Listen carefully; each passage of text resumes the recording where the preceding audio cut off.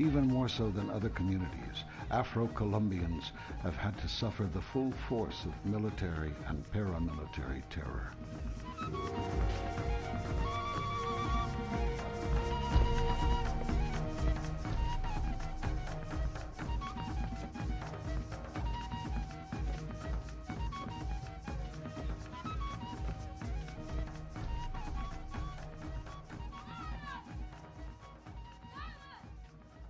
Ejemplo, en el departamento del Chocó, en su zona norte, hubo algunas... In the Department of Choco in the north, there were communities that were bombarded by the national forces of Colombia and that were attacked by both the military and the paramilitary.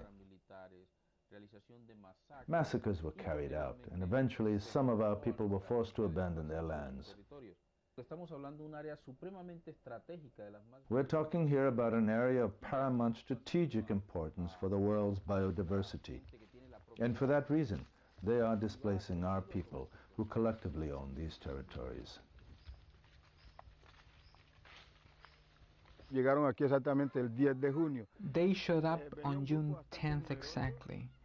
It was a rather large group.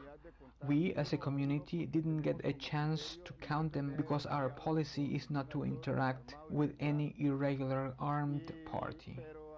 But many delegates from national and international non-governmental organizations were there, and they confronted this group. Later, they gave us a report that there were 200 soldiers, both paramilitary and military, from different battalions of the Colombian army. The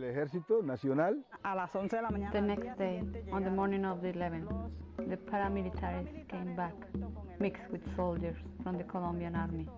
They were firing grenades and gunshots at the village. People started running everywhere. Several people got wounded, and they took a man. They tied him up, they tore his clothes off, they castrated him, and they killed him bit by bit. They were throwing his body parts to the dogs. People were caught in a frantic panic. Mothers were grabbing children that were not theirs, because in panic you can't see anymore. Women were fleeing in the river. Some ran naked as they could towards the jungle. They attacked the civilian population, but there was no guerrillas. Even if they say that the paramilitaries are a separate group, this is not true. The paramilitaries are the offspring of the military.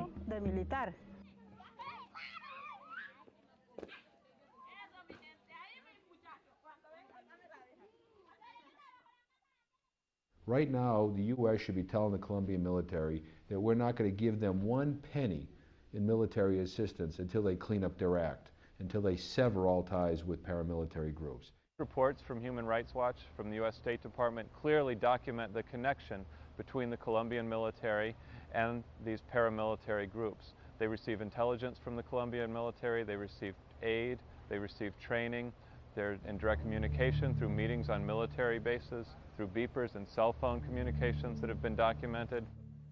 Definitely, there is no such thing as a relationship or a collaboration between the armed forces and the paramilitary. This has never happened and will never happen. July 23rd, 2001. The arrest of General Rito Alejo del Rio makes the Colombian headlines. He is the highest-ranking Colombian army officer ever to be officially exposed for complicity in paramilitary violence. He is also one of the many Colombian officers who graduated from the U.S. Army School of the Americas. I began to do more and more investigation of other graduates of the school, finding that, some of the worst human rights abusers in Central America, in Panama, in Colombia, graduates from this school. The School of the Americas was founded by the U.S. government in 1946 at the beginning of the Cold War.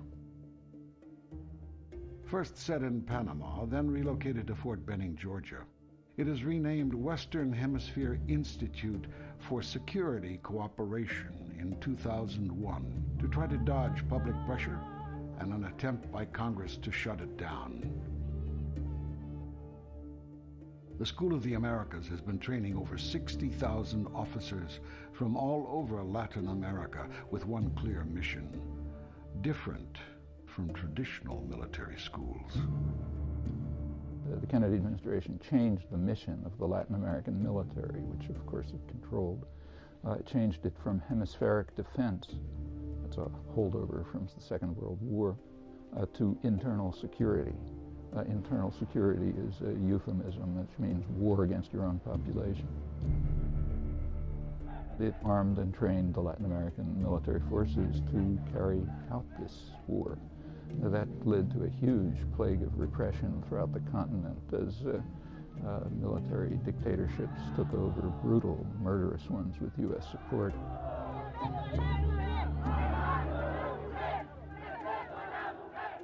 This counterinsurgency warfare, this low-intensity conflict strategy, has been used to terrorize the civilian population, to make everyone afraid to have anything to do with the guerrillas or to give any appearance of support for the guerrillas. In Colombia, the Kennedy administration sent a mission, a special forces mission, in 1962 to advise the Colombians on how to deal with their internal problems. Their advice was to resort to paramilitary terror against known communist proponents.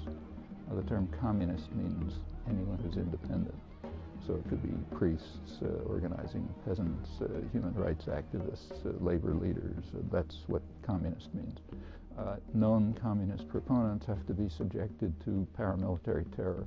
There's always economic interests directly related to this military and paramilitary action against civilians. For example, we see in Colombia the most intense massacres of civilian populations happen in areas where key economic interests are at stake.